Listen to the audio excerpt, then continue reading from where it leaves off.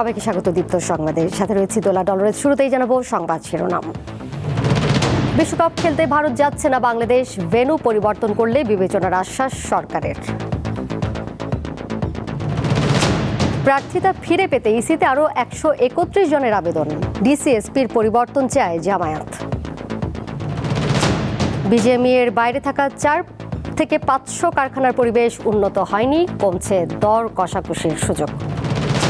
যুক্তরাষ্ট্রের visa bond তালিকায় Bangladesh, visa পেতে জামানত লাগবে $5,000 থেকে $15,000।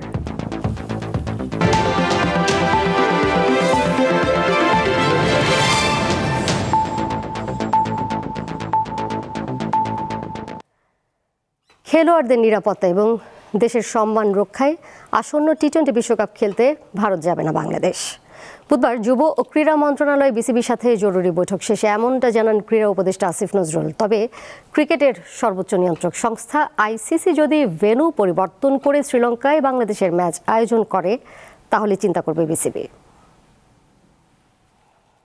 মোস্তাফিজুর রহমান ইস্যুতে উত্তাল দেশের ক্রীড়া অঙ্গন। আইপিএল থেকে টাইগার পেসারকে বাদ দেওয়ার পর থেকে নিরাপত্তাকে ইস্যু করে আইসিসির সাথে যোগাযোগ করে বিসিবি। খেলোয়াড়, দর্শক সহ টুর্নামেন্ট কভার করতে যাওয়া বাংলাদেশি গণমাধ্যম কর্মীদের নিরাপত্তাকে প্রাধান্য দিয়ে বিশ্ব আসরে ভেন্যু পরিবর্তনের জন্য আইসিসি বরাবর চিঠি দেয় বিসিবি। আইসিসি বুধবার সকালে পাল্টা ইমেল বার্তায় বিসিবিকে জানায় ভারতে বাংলাদেশি ক্রিকেটারদের নিরাপত্তা নিয়ে কোনো শঙ্কা নেই। আইসিসির এই বক্তব্যে পুরোপুরি আস্থা রাখতে পারছে না দেশের ক্রীড়া মন্ত্রণালয়। কোয়ালিফাই করে বাংলাদেশ বিশ্বকাপে টি-20 বিশ্বকাপে খেলার যোগ্যতা অর্জন করেছে। আমরা ক্রীড়া পাগল নেশন, আমরা ক্রিকেট ভক্ত নেশন, আমরা অবশ্যই খেলতে চাই, কিন্তু এটা আমাদের জাতির অবমাননার বিনিময়ে আমাদের ক্রিকেটার এবং আমাদের দর্শক, আমাদের সাংবাদিক, তাদের নিরাপত্তার বিনিময়ে, দেশের মর্যাদার বিনিময়ে আমরা বিশ্বকাপ ক্রিকেট খেলতে চাই না। আজকে আমরা আইসিসি থেকে যে চিঠিটা পেয়েছি, সেই চিঠিতে পড়ে আমাদের কাছে মনে হয়েছে ভারতে যে প্রচণ্ড একটা নিরাপত্তা ইস্যু তৈরি হয়েছে বাংলাদেশের ক্রিকেটারদের জন্য, সেটা তারা রিয়ালাইজ করতে সক্ষম হয় নাই। এবং আমার কাছে মনে হয়েছে এটা নিরাপত্তা ইস্যু শুধু না, এটা জাতীয় অবমাননা ইস্যু। বুধবার বিকালে যুব ও ক্রীড়া উপদেষ্টার সঙ্গে বৈঠকে বসেন বিসিবির কর্তারা, যেখানে সভাপতি আমিনুল ইসলাম বুলবুলের সঙ্গে ছিলেন ফারুক আহমেদ সহ আরো বেশ কয়েকজন বোর্ড পরিচালক। বিশ্বকাপ খেলতে ভারতে যাওয়া না যাওয়ার বিষয়ে আইসিসি কিংবা বিসিসিআই এর সাথে বিসিবি তরফ থেকে করা যোগাযোগ নিয়ে বিভিন্ন মহলে প্রোপাগান্ডা ছড়ানো হচ্ছে বলে জানান বিসিবি সভাপতি। এই যে একটা প্রোপাগান্ডা চলছে যে আইসিসি আমাদেরকে জানিয়েছে শ্রীলঙ্কা খেলা সম্ভব না, এই ধরনের কোনো কথাই হয়নি আমাদের কারোর সাথে। আমি জানি না, এটা একটা প্রোপাগান্ডা আমি বলবো, ফলস নিউজ। কেননা এখনো আইসিসির সাথে আমাদের যোগাযোগ হয়েছে একটা, আমরা তাদেরকে জানিয়েছি, তারা আমাদেরকে জানতে চাইছে কি কি ইস্যু, তো আমরা এখন কি কি ইস্যু সেগুলো লিখে পাঠাবো। আসন্ন টি-20 বিশ্বকাপে সি গ্রুপে বাংলাদেশের 4 ম্যাচে 3টি হওয়ার কথা কলকাতার ইডেন গার্ডেন্সে। একটি ম্যাচের ভেন্যু মুম্বাইয়ের ওয়াংখেড়ে স্টেডিয়াম। তবে সম্প্রতি দুই দেশের কূটনৈতিক সম্পর্কে ব্যাপক অবনতি হওয়ায় অনিশ্চিত এই ম্যাচগুলো। মোহাম্মদ হাসিব, দীপ্ত স্পোর্টস, ঢাকা। প্রার্থিতা ফিরে পেতে ইসিতে তৃতীয় দিন আপিল আবেদন জমা পড়েছে 131টি। এ নিয়ে 3 দিনে 295টি আপিল জমা পড়েছে। আপিল জমা দিতে গিয়ে সম্ভাব্য প্রার্থীরা প্রশাসনের বিরুদ্ধে পক্ষপাতিত্বের অভিযোগ তোলেন। এদিকে প্রধান নির্বাচন কমিশনারের সাথে বৈঠকে লেভেল প্লেইং ফিল্ড না থাকার অভিযোগ করে ডিসিএসপিদের বদলির দাবি জানিয়েছে জামায়াত। 4 জানুয়ারি যাচাই বাছাইয়ের শেষ দিনে 723 জন প্রার্থীর মনোনয়ন বাতিল করেন রিটার্নিং কর্মকর্তারা। বুধবার আগারগাঁও নির্বাচন ভবনে প্রার্থিতা বাতিলের বিরুদ্ধে তৃতীয় দিনে আপিল করেন 131 জন প্রার্থী। এ সময় প্রার্থীরা অভিযোগ করেন ছোটখাটো ভুলে মনোনয়ন বাতিল করে হয়রানি করা হচ্ছে। কেউ কেউ আসন্ন ভোট সুষ্ঠু হবে কিনা সে বিষয়ে সন্দেহ পোষণ করেন। বড় রাজনীতিবিদদের দলের সাথে একটা গভীর সম্পর্ক বর্তমান ইন্টারনেট সরকার সহ সব জায়গায় আমরা দেখতে পাচ্ছি। এখানে আমাদের সন্দেহ হচ্ছে যে আসলে নির্বাচনটা আসলে নিরপেক্ষ হবে কিনা, আমরা সন্দেহান। বাতিলের পরে যে হ্যাপা, এটা আমাদের কাছে জানা ছিল না, যেটা ঢাকায় আসতে হবে অথবা এটার জন্য যে এইরকম একটা আপিল, এরকম একটা আইনগত ব্যাপার, তার তো বুঝেই উচিত যে আসলে টেন্ডেন্সি অফ ক্রাইম কিনা। তাহলে সুতরাং সেই অনুযায়ী তিনি আসলে এটা কনসিডার করতে পারতেন। ছোটোখাটো ত্রুটি বিষয়টি আপনি ঠিক করতে পারবেন। স্বাক্ষর আমার উপস্থিত ছিল, বলতে পারতেন যে আপনি স্বাক্ষর দিয়ে দেন, হয়তো আমি তো প্রশাসনের পাইনি, তো ডিসি সাহেবের সহায়তা পাইনি। বুধবার বিকেলে জামায়াত ইসলামীর নায়েবে আমির ডাক্তার আব্দুল্লাহ তাহেরের নেতৃত্বে 6 সদস্যের প্রতিনিধি দল সিইসির সাথে বৈঠক করে। প্রায় 2 ঘন্টার বৈঠক শেষে জামায়াত নেতারা বলেন, নির্বাচনে এখনও লেভেল প্লেয়িং ফিল্ড তৈরি হয়নি। ভোটের মাঠে কারো কারো প্রতি বিশেষ নিরাপত্তা সুরক্ষা দেওয়া হচ্ছে। নির্বাচনের সময় এটা একটা ইস্যু, কারণ মানুষ দেখবে যে একজনকে অনেক প্রটোকল দেওয়া হচ্ছে, তার প্রতি মানুষের একটা ইমপ্রেশন হইতে পারে যে he may become something in future, যেটা লেভেল প্লেয়িং ফিল্ডকে সাংঘাতিকভাবে ক্ষতিগ্রস্ত করছে, একটা রং মেসেজ জনগণকে দেওয়ার চেষ্টা করছে। মনোনয়নপত্র বাতিলের ক্ষেত্রে বিভিন্ন স্থানে পক্ষপাতিত্বের অভিযোগ তুলে সংশ্লিষ্ট ডিসিএসপিকে বদলির দাবি জানিয়েছে জামায়াত। বিভিন্ন জায়গায় ডিসিরা দলীয় ডিসি নিয়োগ করা হয়েছে এবং সেই দলীয় দৃষ্টিভঙ্গি থেকে তারা দেখেছে, তারা আইনকে দেখেনি। আমরা বলেছি এই ধরনের ডিসিএসপি যারা আছে তাদেরকে অপারেশন করতে হবে এবং নিরপেক্ষ ডিসিএসপিকে সেখানে নিয়োগ করতে হবে। আগামী 9 জানুয়ারি পর্যন্ত রিটার্নিং কর্মকর্তার সিদ্ধান্তের বিরুদ্ধে ইসিতে আপিল করতে পারবেন সংক্ষুব্ধরা। শিউলি শবনম, দীপ্ত সংবাদ, ঢাকা। ত্রয়োদশ জাতীয় সংসদ নির্বাচন দেশে ও বিদেশে যাতে সমাদৃত হয় সেজন্য স্বাধীনভাবে কাজ করতে আগ্রহী পর্যবেক্ষকরা।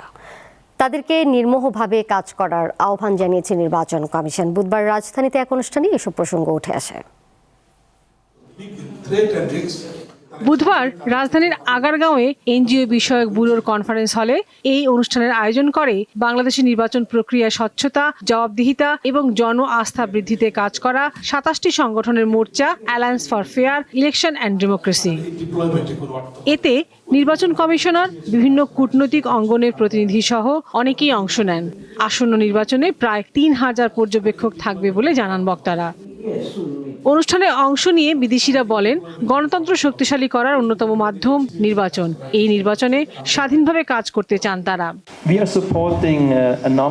জনগণের আকাঙ্ক্ষার প্রতিফলনে আমরা কাজ করতে আগ্রহী। সুইজারল্যান্ডের পক্ষ থেকে আমরা সব ধরনের সহযোগিতা করব।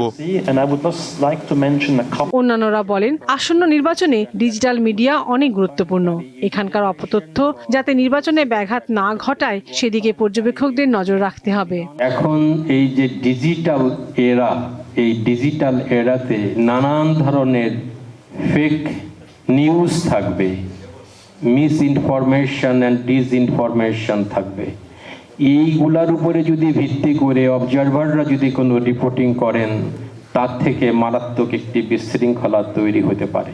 আমাদের জন্য 2024-এর নির্বাচনটাকে যদি আমি একটু অ্যানালজি ড্র করি, আমি যদি একটু মেটাফরিক্যালি বলি, অনেকটা হচ্ছে লাইনচ্যুত ট্রেনকে লাইনে ফেরত এনে আবার চালানো শুরু করা, বেয়ার মিনিমাম রিপেয়ার করে কিছু কিছু যন্ত্রাংশ রিপ্লেস করে অন্তত গতি দেওয়া। তারা আরো বলেন, পর্যবেক্ষকরা নির্বাচন কমিশনের তৃতীয় নয়ন। তাদের পর্যবেক্ষণ যেন মানসম্মত হয় সেজন্য সব ধরনের সহযোগিতা করা হবে। লাবণী গুহ, দীপ্ত সংবাদ, ঢাকা। ত্রয়োদশ জাতীয় সংসদ নির্বাচন ও গণভোটের গুরুত্ব সাধারণ মানুষের কাছে তুলে ধরতে দেশের বিভিন্ন স্থানে ঘুরছে ভোটের গাড়ি। বুধবার দুপুরে সংস্কৃতি মন্ত্রণালয়ের সুপার কারভ্যান ফেনী শহরের ডিসি অফিস সংলগ্ন প্রধান সড়কে চলচ্চিত্র প্রদর্শনী ও সাংস্কৃতিক অনুষ্ঠানের আয়োজন করে। ভ্রাম্যমাণ ভোটের গাড়ির মাধ্যমে জুলাই গণঅভ্যুত্থান, জুলাই যোদ্ধা, বুয়েট শিক্ষার্থী আবরার ফাহাদ হত্যা এবং ফেলানী হত্যাকাণ্ড নিয়ে নির্মিত প্রামাণ্যচিত্র প্রদর্শন করা হয়। গাইবান্ধা জেলা শহরেও ভ্রাম্যমাণ ভোটের গাড়ি কার্যক্রম চালানো হয়েছে। বুধবার সকালে সংস্কৃতি বিষয়ক মন্ত্রণালয়ের ভ্রাম্যমাণ গাড়িটি জেলা শহরের বাসস্ট্যান্ড এলাকায় প্রায় 2 ঘণ্টা ব্যাপী চলচ্চিত্র প্রদর্শনী ও সাংস্কৃতিক অনুষ্ঠানের আয়োজন করে। জুলাই গণ অভ্যুত্থানের সময় ঢাকার রায়ের বাজারে দাফন করা 114 জনের ডিএনএ নমুনা সংগ্রহ করেছে সিআইডি। এই সংক্রান্ত প্রতিবেদন রাষ্ট্রীয় অতিথি ভবন যমুনায় হস্তান্তর করা হয়েছে।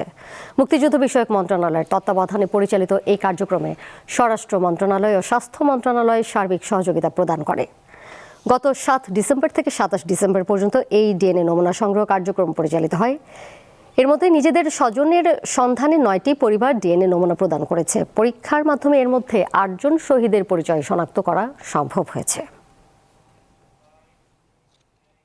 ক্ষমতাচ্যুত প্রধানমন্ত্রী শেখ হাসিনার ছেলে সজীব ওয়াজেদ জয় ও সাবেক আইসিটি প্রতিমন্ত্রী জুনায়েদ আহমেদ পলকের মামলায় অভিযোগ গঠনের শুনানি পিছিয়ে 11 জানুয়ারি ঠিক করেছে ট্রাইব্যুনাল। বুধবার ট্রাইব্যুনাল 1 এই আদেশ দেয়। একই ট্রাইব্যুনালে জুলাই গণঅভ্যুত্থানের রাজধানীর রামপুরায় কার্নিশে ঝুলে থাকা আমির হোসেনকে গুলি করা সহ 2 জনকে হত্যার ঘটনায় মানবতাবিরোধী অপরাধের মামলার সাক্ষ্য গ্রহণ শেষ হয়েছে। এদিকে ট্রাইব্যুনাল 2-এ কুষ্টিয়ায় 6 জনকে হত্যাসহ সুনির্দিষ্ট 3টি অভিযোগে আওয়ামী লীগ নেতা মাহবুবুল আলম হানিফ সহ 4 জনের বিরুদ্ধে সাক্ষ্য নেওয়া হয়েছে।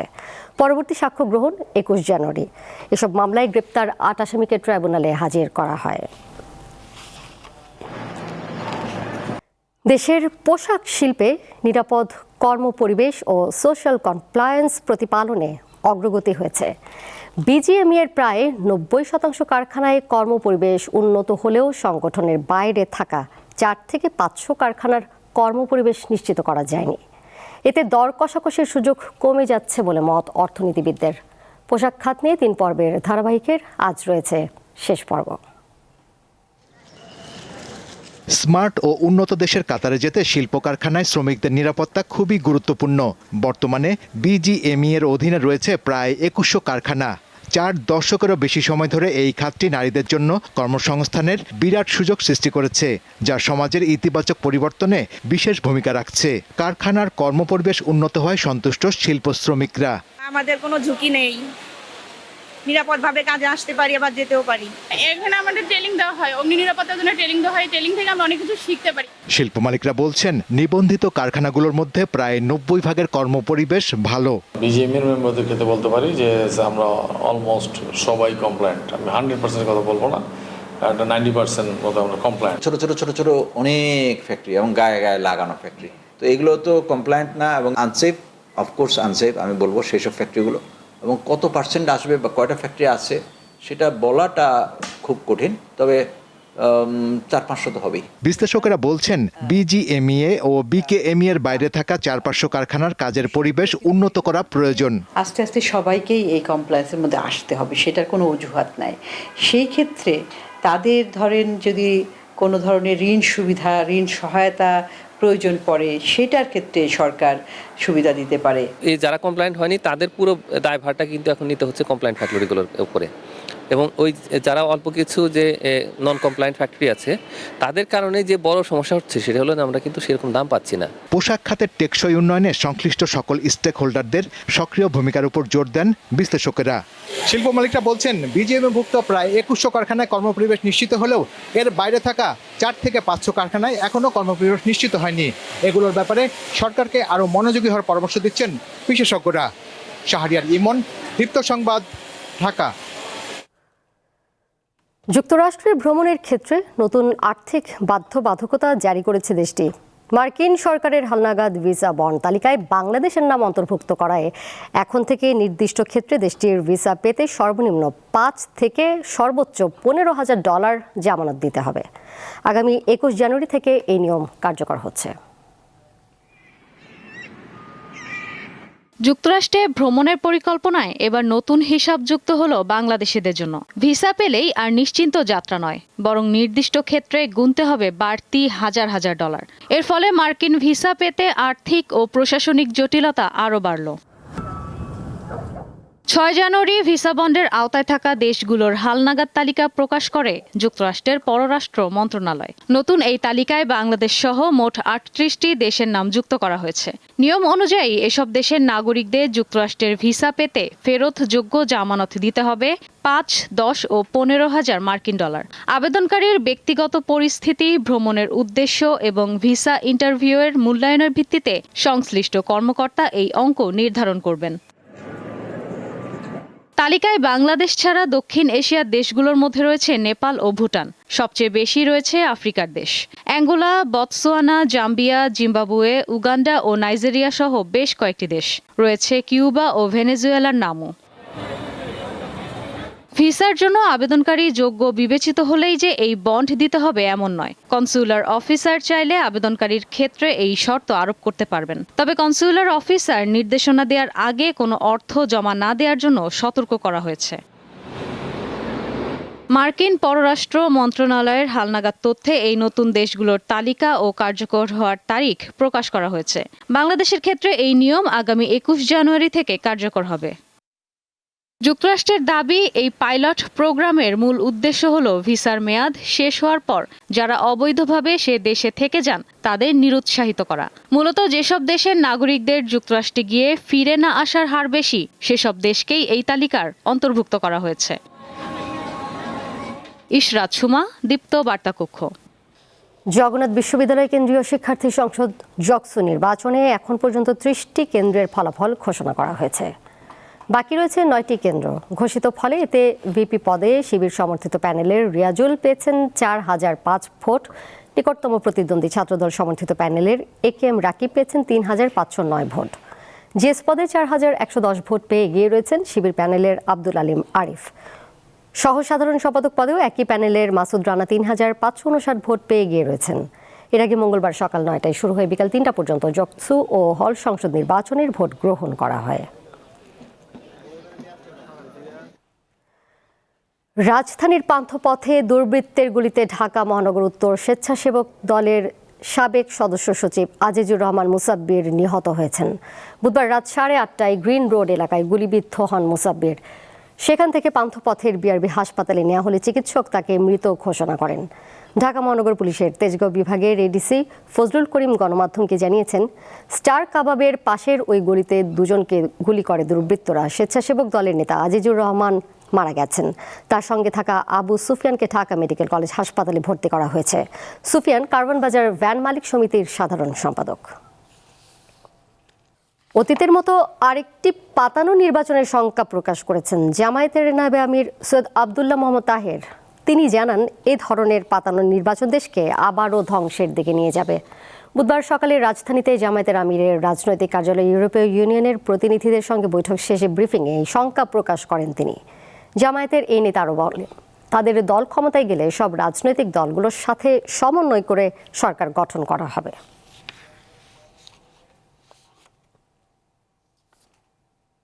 সরকার এবং আমাদের ল এনফোর্সিং অথরিটি যারা আছে, ইনক্লুডিং সেনাবাহিনী, যেভাবে একটি বিশেষ দলের প্রতি ঝুঁকে পড়েছে এবং প্রশাসন যেভাবে একটা দলের আনুগত্য দেখাচ্ছে, এতেই আশঙ্কা তৈরি হয়েছে আগামী নির্বাচনটি কি আবার পাতানো নির্বাচন হবে কিনা। আমরা মনে করি এর ধরনের পাতানো নির্বাচন বাংলাদেশকে ধ্বংসের দিকে নিয়ে যাবে। তারেক রহমান আগামী দিনের গণতন্ত্রের মশাল বাহক বলে মন্তব্য করেছেন বিএনপির স্থায়ী কমিটির সদস্য আমির খসরু মাহমুদ চৌধুরী।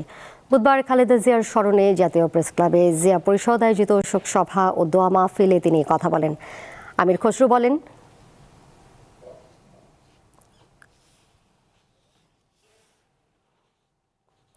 বেগম খালেদা জিয়া আধিপত্যবাদের বিরুদ্ধে অবস্থান নিয়েছেন। এদিকে রাজধানী সেগুনবাগিচা ঢাকার রিপোর্টার্স ইউনিটিতে জাতীয়তাবাদী সমমনা জোট আয়োজিত খালেদা জিয়ার স্মরণে শোক সভা ও দোয়া মাহফিলের আয়োজন করে। এতে প্রধান অতিথির বক্তব্যে মঈন খান বলেন, কোনো পরাশক্তি দেশকে বিরাজনীতিকরণ করতে পারবে না।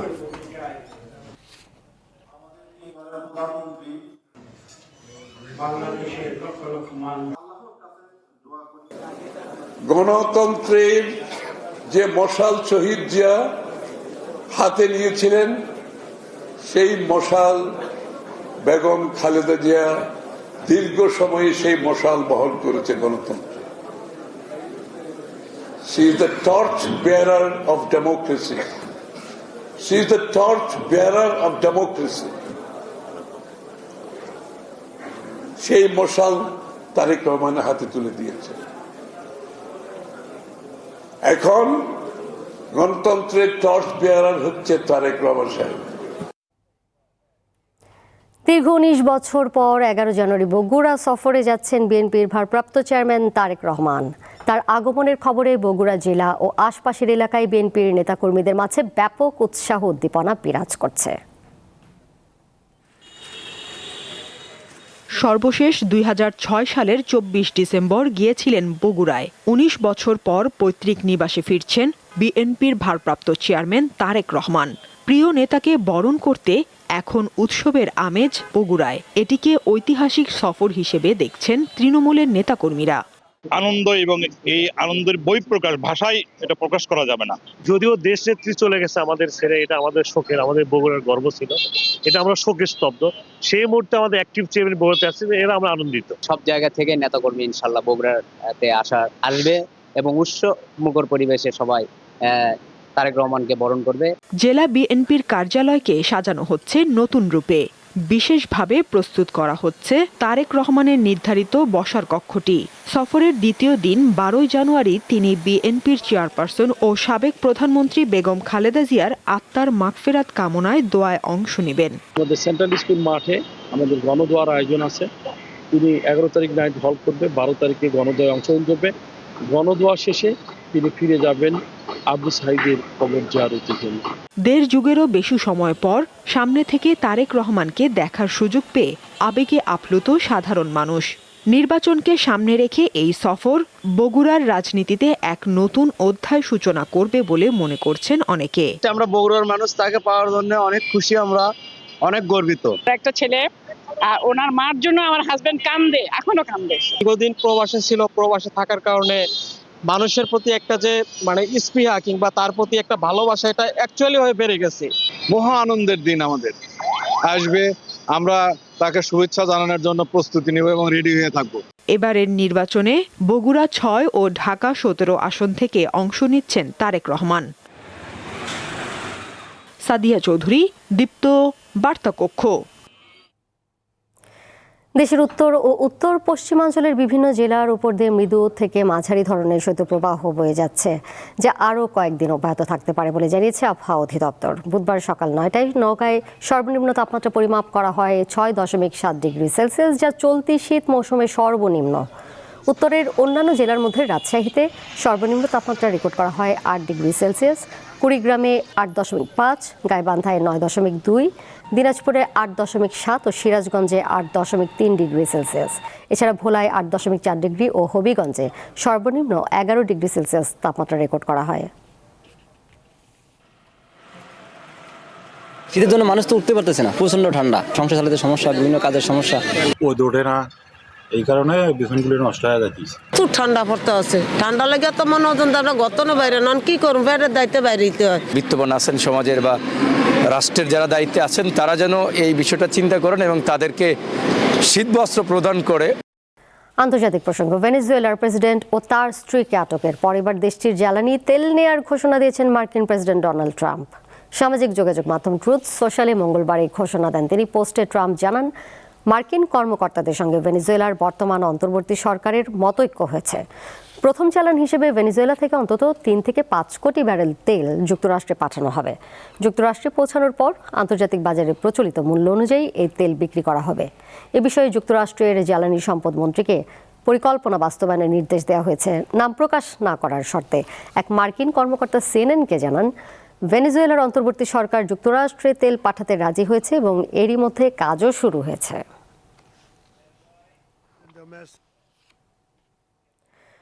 দেশ রক্ষায় প্রয়োজনে আবারও অস্ত্র ধরার ঘোষণা দিয়েছেন কলম্বিয়ার প্রেসিডেন্ট গুস্তাভো পেত্রো।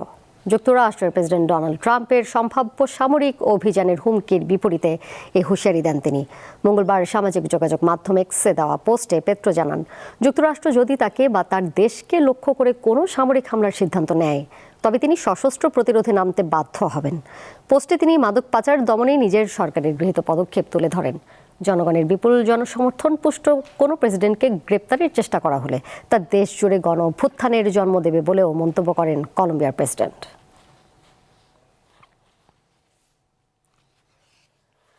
তীব্র তুষারপাতে বিপর্যস্ত হয়ে পড়েছে ইউরোপ মহাদেশ। এতে করে ফ্রান্স ও বসনিয়াতে 6 জন নিহতের পাশাপাশি শত শত ফ্লাইট বাতিলের খবর পাওয়া গেছে। ভারী তুষারপাতের কারণে চারপাশে বরফাচ্ছন্ন আবহাওয়ায় ইউরোপ জুড়ে ভয়াবহ অবস্থা বিরাজ করছে।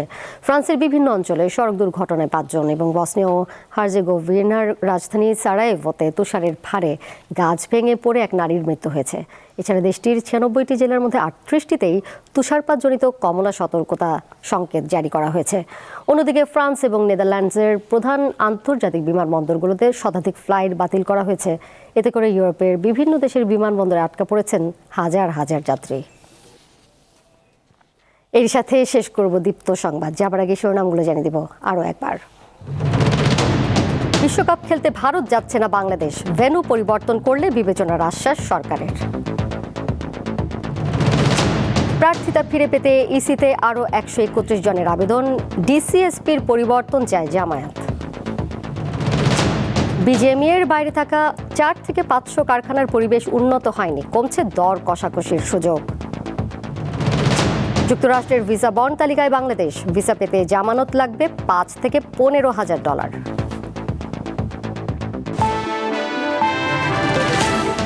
এই ছিল এখনকার মতো। এর সাথে বিদায় নিচ্ছি আমি দোলা ডলারেস। আরও তথ্য এবং বিনোদনের নানা খবর জানতে যুক্ত থাকুন দীপ্ত ডিজিটাল প্ল্যাটফর্মে। ধন্যবাদ সবাইকে।